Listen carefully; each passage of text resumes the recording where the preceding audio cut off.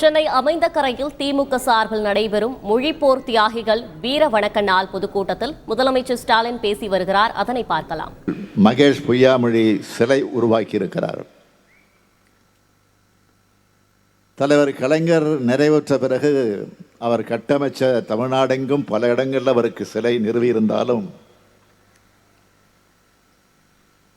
மொழிப்போர் தியாகிகள் நாளான இன்னைக்கு அவருக்கு சிலை.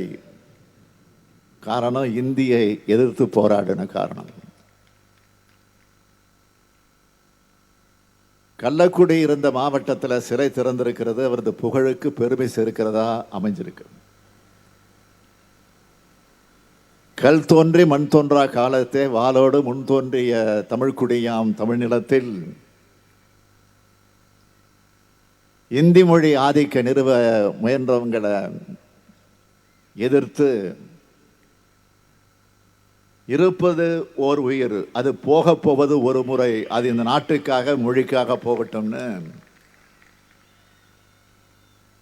தமிழ்காக்க உயிரையும் விளையாய் கொடுத்த வீர மறவர்களுக்கு வீர வணக்கம் செலுத்தும் நாள் இந்த நாள். தமிழ்நாடு இதுவரையில் எத்தனையோ மொழிப்போர் களங்களை சந்திச்சிருக்கு.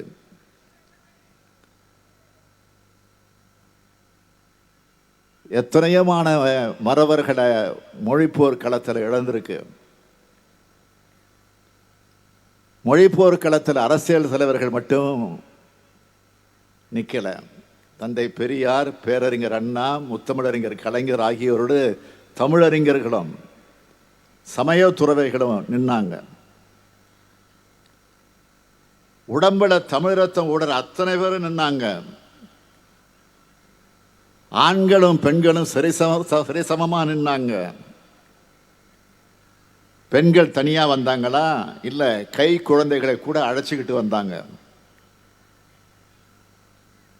உலகத்தில் எந்த மொழிக்காகவே இப்படி ஒரு போராட்டம் நடந்திருக்காது. அப்படி ஒரு போராட்டம் தான் நமது மொழி போராட்டம். தமிழன் என்று சொல்லடா, தலை நிமிர்ந்து நில்லடா என்ற இருமாப்போடு நான் நிற்கிறேன்.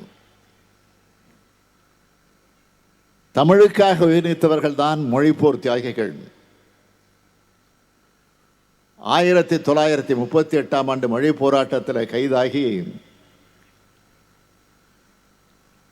1939 மறைந்த நடராசனும் தாளமுத்துவும்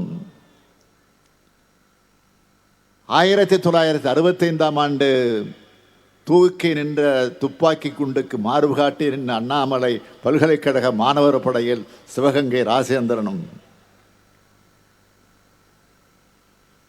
1965 மற்றும் 1966 ஆண்டுகளில் தங்களோட தேக்கு மர தேகத்தை தீயால எரிச்சிக்கிட்ட கீழப்படுவர் சின்னசாமி, கோடம்பாக்கம் சிவலிங்கம், விருகம்பாக்கம் அரங்கநாதன், ஐயம்பாளையம் ஆசிரியர் வீரப்பன், சத்தியமங்கலம் முத்து, மாணவமணி மயிலாடுதுறை சாரங்கவாணி போன்றோரும் அமுது அருந்துவது போல நஞ்சருந்தி உயிரிழந்த கோவை பீலமேடு தண்டபாணி, கீரனூர் முத்து, விராலிமலை சண்முகம் போன்றோரும் இன்றைக்கு படங்களாக இருந்து உணர்வுகளில் நிறைந்து நம்மை வழி நடத்திக்கிட்டு இருக்காங்க. இந்த தியாகிகள் எல்லோருக்கும் என்னுடைய வீர வணக்கத்தை செலுத்துகிறேன். இவங்க தான் தமிழ் தாயின் புதல்வர்கள். தமிழ் தாயின் பாலருந்து வளர்ந்த இந்த பிள்ளைகள் தான் தங்களுடைய உயிரை அர்ப்பணித்து தமிழ் தாயை காத்தவர்கள். இந்த போராட்டத்துக்கு பிறகு நடந்த 1967 தேர்தல் தான் திராவிட முன்னேற்ற கழகம் முதலா ஆட்சி அமைச்சது. யாரால ஆட்சிக்கு வந்தோங்கிறத மறந்தவர் அல்ல பேரறிஞர் அண்ணா அவர்கள். தமிழ்காக்கும் போராட்டத்தை முன்னெடுத்த இயக்கமான திராவிட முன்னேற்ற கழக ஆட்சி அமைந்த பிறகுதான் தமிழ்நாட்டில் தமிழாட்சி தொடங்குச்சு. அது தமிழர் ஆட்சியா தொடருது.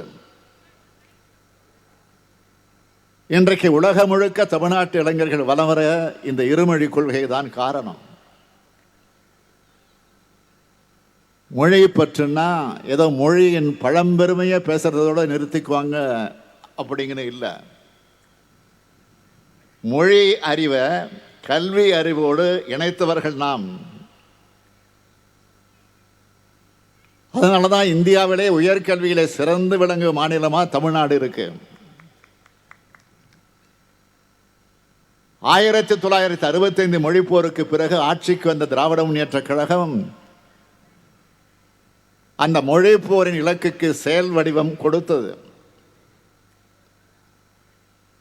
முதலமைச்சர் அண்ணா சட்டப்பேரவையில் 1968 ஆண்டு ஜனவரி 23 அன்று இருமொழி கொள்கை தீர்மானத்தை நிறைவேற்றினார். 2 நாள் கழிச்சு ஜனவரி 25 சென்னை நேப்பியர் பூங்காவில் மொழிப்போர் தியாகிகள் கூட்டம் நடந்துச்சு. இதில் பேசின முதலமைச்சர் அண்ணா,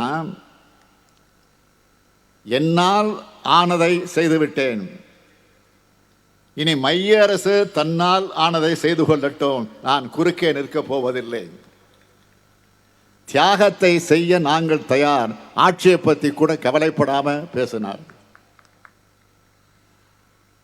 அப்படிப்பட்ட மரபுக்கு சொந்தக்காரர்கள் நாம். பாஜக ஆட்சிக்கு வந்ததிலிருந்து தமிழ் மொழியை புறக்கணிச்சு இந்தி மொழியை திணிக்கிற வேலையை செஞ்சுக்கிட்டு இருக்கு. நாமாலும் தொடர்ந்து எதிர்த்துக்கிட்டு இருக்கிறோம். கடந்த 9/9/2022 அன்று அலுவல் மொழி தொடர்பான நாடாளுமன்ற குழு தலைவரான மாண்புமிகு அமித்ஷா அவர்கள் மாண்புமிகு குடியரசுத் தலைவரிடம் ஒரு அறிக்கையை கொடுத்தார். அதில் தமிழ் உள்ளிட்ட மாநில மொழிகளுக்கும் அந்த மொழிகளை பேசும் மக்களின் நலனுக்கும் எதிரான பரிந்துரைகள் இருந்துச்சு. உடனே அக்டோபர் 18ஆம் நாள் இந்தியாவிலேயே முதல் மாநிலமாக தமிழ்நாடு சட்டமன்றத்தில் துணிச்சலா எதிர்த்து தனி தீர்மானம் கொண்டு வந்து நிறைவேற்றி அந்த பரிந்துரைகளை நடைமுறைப்படுத்தக்கூடாதுன்னு ஒன்றிய அரசை வலியுறுத்தினோம். இந்திய ஒன்றியத்தை ஆளும் பாஜக அரசானது இந்திய மொழியை திணிக்கிறதுக்கு காரணம் இந்தி பேசும் மக்களை ஏமாத்துறதுக்கு தான். பாஜகவுக்கு அதிகம் வாக்களிக்கிறது யாரு? வட மாநில மக்கள். குறைந்தபட்சம் இந்தி பேசும் வட மாநிலங்களுக்காவது எந்த நன்மையாவது செஞ்சிருக்காங்களா? கொரோனா காலத்தில் திடீர்னு ஊரடங்கு போடப்பட்டதால தங்களுடைய சொந்த ஊருக்கு திரும்புறதுக்கு கூட இந்தி பேசுகிற மக்களுக்கு பேருந்து வசதியை ஏற்படுத்தி தராம பல 100 கிலோமீட்டர் தூரம் மக்கள் நடந்து தங்களுடைய ஊருக்கு போன கொடுமையை பார்த்து நாம கண்ணீர் விட்டோம். பலர் தண்டவாளத்தில் நசுங்கி இறந்தாங்க. அப்படின்னா கொரோனாவை விட கொடியவங்க யாருன்னா பாஜக அரசு தான். சாறை சாறையா நடந்து போன இந்தி மக்களுக்கு நீங்க காட்டின இரக்கம் இதுதானா? அந்த மக்களை இப்போ ராமர் கோயிலை காண்பிச்சு திசை திருப்ப பார்க்குறாங்க. சமூக வலைதளங்களில் 4-5 நாட்களாக ஒரு காணொளி பரவி வருது. எங்களுக்கு படிப்பு தான் தேவைன்னு இந்தியில் பேசும் ஒரு சிறுவனோட பழைய காணொளிகள். இந்த விழிப்புணர்வு ஏற்பட்டு விடக்கூடாதுன்னு பாஜக நினைக்குது. மக்களை ஏமாத்துற பாஜகவோட அரசியல் வடமாநில மக்கள் இனியும் நம்ப தயாராக இல்லை. இந்த முறை வட மாநிலங்களிலும் பாஜக வெற்றி பெற முடியாது, அதுதான் உண்மை. லட்சக்கணக்கான இளைஞர்கள் பங்கேற்ற சேலம் இளைஞரணி மாநாட்டில் வரலாற்று சிறப்புமிக்க தீர்மானங்கள் நிறைவேற்றப்பட்டிருக்கு. அதில் மிக முக்கியமான தீர்மானம், இந்துக்களின் உண்மையான எதிரி பாஜக தான் என்பதை அம்பலப்படுத்துவோம். இந்த பரப்புரையை எல்லாரும் செஞ்சாகணும். இது இளைஞர் அணிக்காக மட்டுமல்ல, எல்லோரும் இந்த உறுதிமொழியாக இதை ஏற்றுக்கொள்ள வேண்டும். பாஜக தன்னை காப்பாற்றி மற்றதை கையில் எடுக்குது.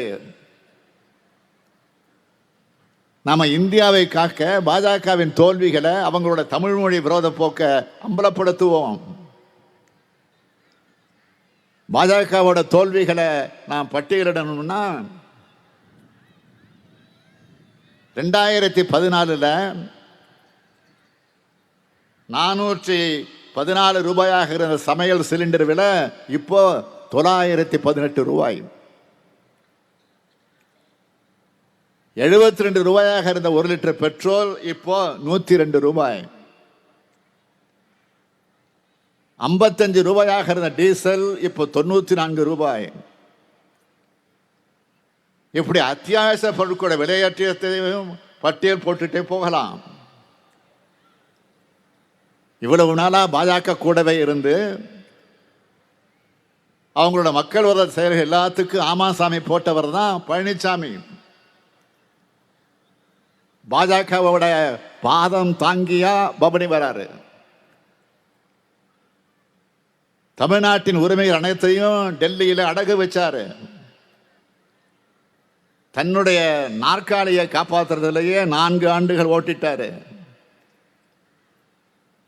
பாஜகவோட கூட்டணியை வச்சு குடியுரிமை திருத்த சட்டத்தை 3 வேளாண் சட்டத்தையும் ஆதரிச்சாரு. நீட் தேர்வை தமிழ்நாட்டுக்குள்ள நுழைய விட்டாரு. ஜம்மு காஷ்மீர் மாநிலத்தை ஒரே நாளில் யூனியன் பிரதேசம் மாத்தின சட்டத்தை ஆதரிச்சாரு. ஜிஎஸ்டி எதிர்க்காம மாநில நிதிநிலைய பாதாளத்துக்கு தள்ளினாரு. தமிழ் மொழியையும் புறக்கணிச்சு இந்தி திணிப்புக்கு உதவினாரு. அதனால்தான் மக்களால் தோற்கடிக்கவும் பட்டார். பாஜகவோடு சேர்ந்து சிறுபான்மை சகோதரர்களுக்கு அவரும் அதிமுகவும் பண்ண துரோகத்தை மறைச்சு இப்போ ஒரு நாடகம் போடுகிறார். அதைத்தான் தம்பி தயாநிதி சொன்னார். ஆனால் சிறுபான்மையின மக்கள் அவர் பண்ண துரோகங்களை மறக்கவும் மாட்டாங்க. நடைபெற உள்ள நாடாளுமன்ற தேர்தலில் பாஜகவும் அதிமுகவும் எல்லா இடத்திலையும் தோற்கடிக்கப்பட்டாகணும். இந்தியா கூட்டணியுடைய வெற்றியில தான் இந்தியாவுடைய எதிர்காலமே இருக்கு. இந்தியா கூட்டணியுடைய ஆட்சி உண்மையான கூட்டாட்சி அமையும். அத்தகைய ஆட்சிகளை எல்லா இனம், மொழி, மத மக்களும் சம உரிமை கொண்டவர்களாக வாழ வைப்பாங்க. எல்லாருக்கும் எல்லாம் என்ற சமநிலை சமுதாயத்தை அமைக்க மொழிப்போர் தியாகிகளுடைய தியாகத்தின் மீது உறுதி எடுப்போம், வென்று காட்டுவோம். தன்னை ஈந்து தமிழகாக்கும் மொழிப்போர் தியாகிகளுக்கு வீர வணக்கம் செலுத்தி விடைபெறுகிறேன். தமிழ்நாடு வாழ்க, தமிழ்நாடு வாழ்க, மொழிப்போர் வீரர்களின் தியாகம் வெல்க. நன்றி, வணக்கம். நடைபெறும் மொழிப்போர் தியாகிகள் வீர வணக்க நாள் பொதுக்கூட்டத்தில் முதலமைச்சர் ஸ்டாலின் பேசி வந்த காட்சி தற்போது பார்த்தோம்.